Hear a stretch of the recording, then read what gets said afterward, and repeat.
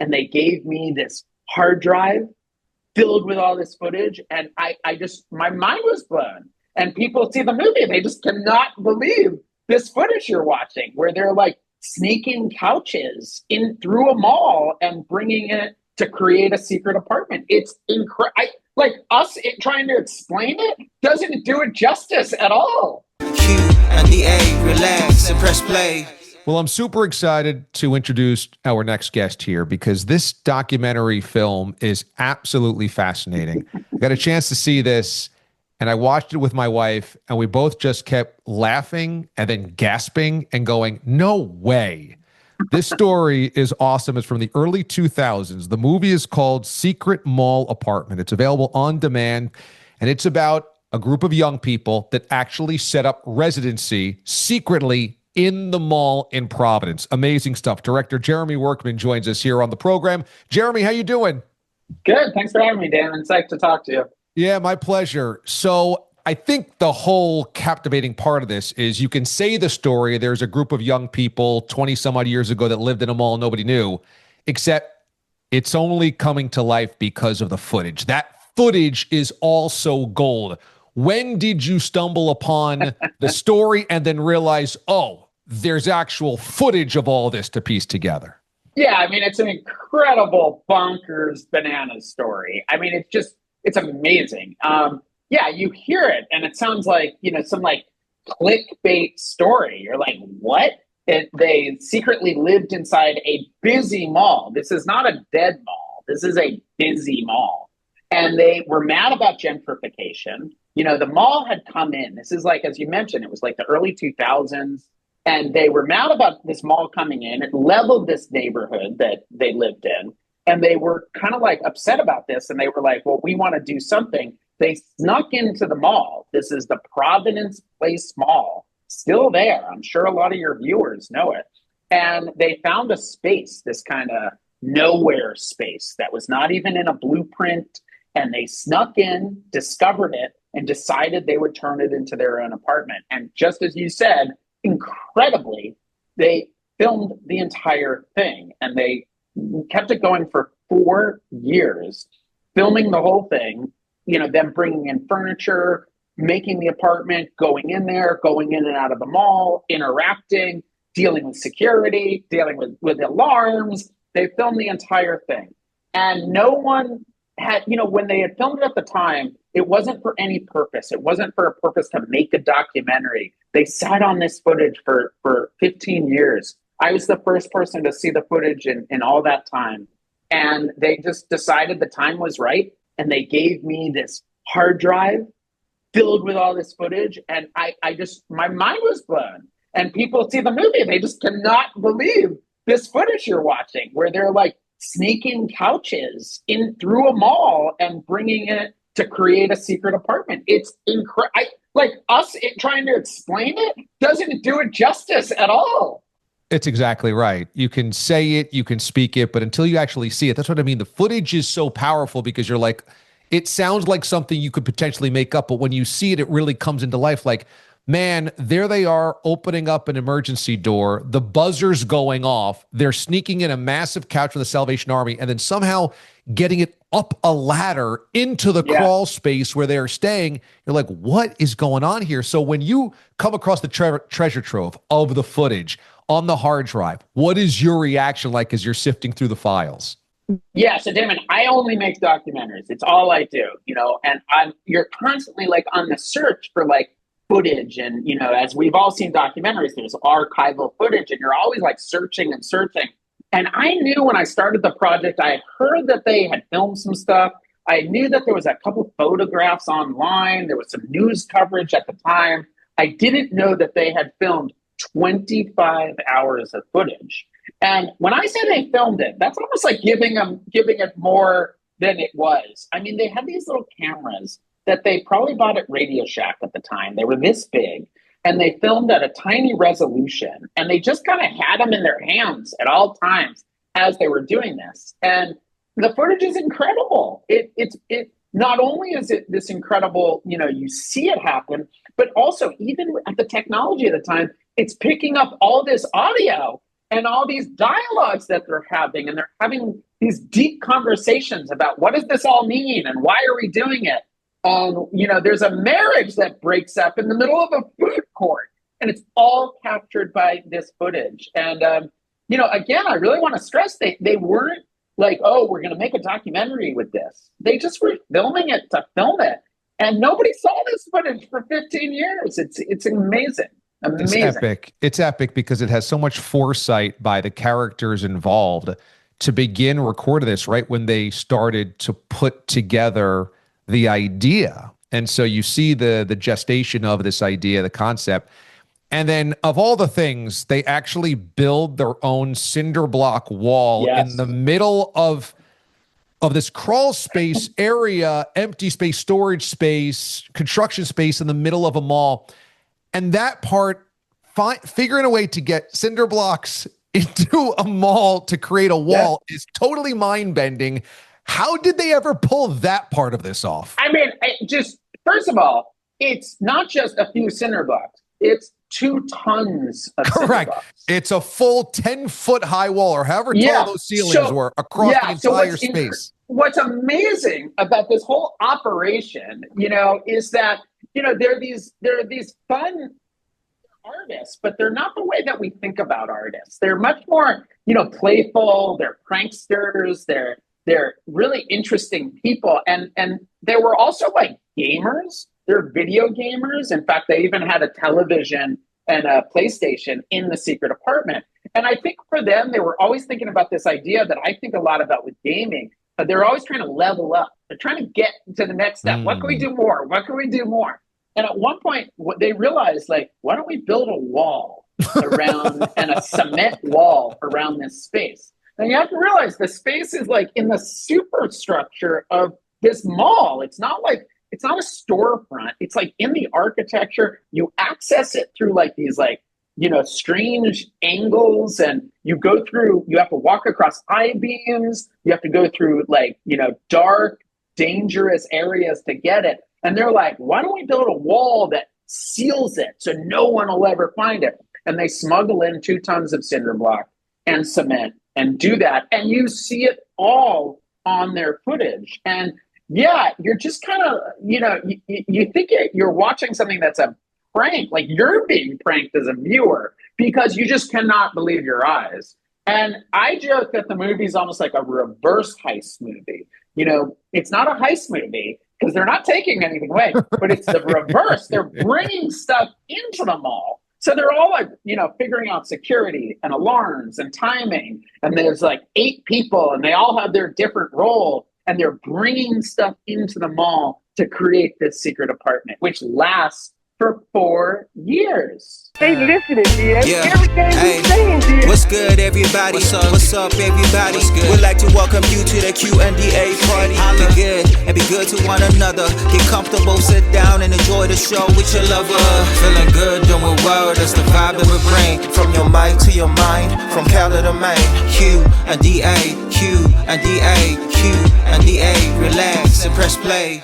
I thought about the timing culturally for this movie because today on social media, a very popular trend is abandoned malls. Sure. And you're seeing these malls that hit their cultural peak in the 60s, the 70s, 80s, and 90s. And then by the 2000s, as commerce went to online, you have all these empty storefronts. And there's all these lost Burger Kings that haven't changed their menu since, 1985 and they went out of business. And then you get to see these hidden parts of a mall that have been closed or abandoned.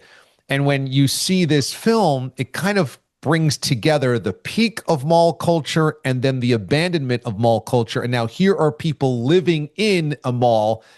Is that just coincidence, or is that somehow why this is the perfect time for this film to be made? I mean, it was on our minds when we were making it, and we've discovered all the people that saw the film during its theatrical run, which was just really glorious, great run for the documentary, that there was this real mall nostalgia that people had. And it was, Gen X and older that we'd all heard so many stories about dead malls and how malls kind of came in and ruined our cities, and the commercialization of our cities with malls and stores, and now they're all dead. And it just kind of like we had heard that story like over and over again. And then when you see this movie, you're kind of reminded of those days, like when you were younger, and you were like, wait, I kind of loved my mall. I know that it was kind of complicated and it's not right for every community, but I loved going there, and I loved the experience when I was young. And some people had their first dates there, their first kiss, and people now look back and they kind of are rethinking about malls. And I think what's so interesting about this movie, as you say, is that as you're watching this like fun, crazy story, it's also tapping into something deep about how we are longing for those kind of spaces again, what they call like the third space, these places that we could go to and feel a sense of community. And yeah, I mean, I know it's ridiculous when it has a pottery barn and a food court and they're trying to sell you a lot of stuff, but malls also were these like great places for us all to get together. And I think the movie really reminds you that. They're running through the mall and the food court, and you're like, oh, I kind of miss that in a weird way. And we've really been seeing that with audiences quite a bit. I spent most of my high school years in a mall with my buddies, because when you're in high school, the Galleria at Crystal Run in Middletown, New York, and that was most of our high school years. And it's interesting that this takes place in Providence, because my family on my wife's side is in Rhode Island, and my father-in-law was a cop in the Providence Police Department. And so he has plenty of stories about Providence as a city, and people might not realize that it has always been loaded with some organized crime ties as well. It goes way, way, way back as a mob city. And Buddy Cianci is this kind of mayor that has such a soap opera arc, up and down, corruption, all this type of stuff. And that's also the epicenter of the storyline here. And I'm wondering, just Providence as a city, has there been resistance in telling the story, embarrassment in this story? Are they embracing this story? Where do they stand? So this was a huge topic for us when we were making it. We were worried about, first of all, this story is like Providence legend. It's Providence lore. People know about it. The people that lived in the mall. It's Providence Place Mall. It's the biggest thing in town. It's right in the middle of downtown. And for better or worse, they just put it right there. And it's become this sort of epicenter for this city. So this story has kind of, evolved over the years as almost like urban legend. And when we were making the documentary, we were kind of worried that the mall was going to come after us, and that the mall was going to be, they were going to not love the fact that we're making a documentary celebrating this and, showing all this footage of them evading security. They don't look so great. But to our surprise, our shock, our wonderful surprise, the mall began to embrace the documentary, especially after it came out and people really liked it. And they started realizing like, yeah, we want to be part of this, Providence history too. And the movie, when it came out in theaters, this is a case where a documentary actually had a really incredible theatrical run, came out in a ton of movie theaters. Obviously, when it now comes out on digital, there's going to be a whole new crowd that we can now share it with. But we started releasing it in theaters, and we premiered at the Providence Place Mall. Nice. So that's where the movie premiered. And it was this incredible hit where it was like kind of bringing people back to the mall, and Providence was embracing the crazy story. They unbanned Michael Townsend because he had been banned after Michael Townsend's the main character. After they discovered the secret apartment, he had been banned. He had never set foot in the mall again for like 17 years. They unbanned him, and suddenly they're playing the movie around the clock at their Cineplex. And I kid you not, I am not joking. It was like a sensation in Providence. I heard that the documentary was the biggest hit in Providence other than Sinners this year. Wow. Yeah. That's pretty wild. Well, my final question is going to be about the endurance level of these main characters, because, when I see stories of people who have lived in the wilderness for X number of days or months or years or whatnot, lived out in the desert, lived out of their cabin without off the grid, or lived out of their camper or something, I'm like, man, that takes some major endurance. Yes, these people had electricity. Yes, there was a regular roof over their head, but it's still 4 years in a mall and you have to stay secret and quiet. And there's a weight to have to live a secret. How amazing is that tale of just mental endurance to survive 4 full years living in secrecy in an active mall? Yeah. So one clarification is like, once they got into the apartment and they furnished it, they had their own places. They wouldn't always live there. They would kind of go in and out. They were always trying to figure out how to get a shower. And that was this thing that was so difficult that they would have to leave and go to some other residence. But there was always somebody in there at all times over the 4 years. But bigger than that is just this notion that they kept it like this fight club. We're not telling anybody. This is our own secret. Nobody is to know. And they just were this kind of dynamic little crew. It's like literally like this Ocean's 11 where they just didn't tell anyone. We had screenings where subjects, their parents were in the audience. And they were discovering for the first time that, oh, my son or my daughter was part of this crew, and I had no idea for 4 years. And it just goes to show they just really committed to the bit. You know what I mean? They really just went for it and stuck to it. So yeah, it was wild. How much they committed. They're the perfect crew to do this. They had a little rogue in them. They're extremely smart. They're very creative. A regular group of friends, I don't think goes, it would be fun. Let's create an apartment in the mall. And they might say it, but most people wouldn't do it. This crew did it. They're like goofing. They know it's a goof. Like they're not trying to pretend that it's some, huge deep thing. They know that it's like this middle finger to the mall, but they also know that it has deeper meaning for them. It's just really a wild story. So I'm super excited for a larger audience now to discover it now that it's on digital. The title is Secret Mall Apartment, and that's all you really need to know. That tells the entire story. I saw the title and said, yeah, that's the perfect title because that has everything baked into it that you need to know and would glue you into this story. Where can our audience find this on demand on Tuesday? They could just go to our website, secretmallapartment.com, and there'll be lots of links for them to watch it on Amazon or iTunes or, Google Play, all those places. But yeah, they could probably just Google the name of the movie and there'll be all kinds of options for them. And I'm thrilled that, audiences will discover it. People can easily find me if you want to reach out and tell me what you think or write a review, anything. We love hearing from everybody. So we're just really excited to bring it to a wider audience now. Yeah, I can't wait to see what the response is on that wider audience. Because like I said, me and my wife watched it. The advanced screener said, are you kidding me? This is even crazier than it seemed in the trailer, which is awesome. I know. I try to tell this to people and they're like, oh, come on. And then they watch the movie and they're like, oh my God, this is bananas. They did do it. Secret Mall Apartment available on Tuesday on demand. Director Jeremy Workman joining us here on the show. Jeremy, great. Thanks so much for joining us. What a wonderful film. Thanks for the chat. Had a great time, Damon. Thanks again.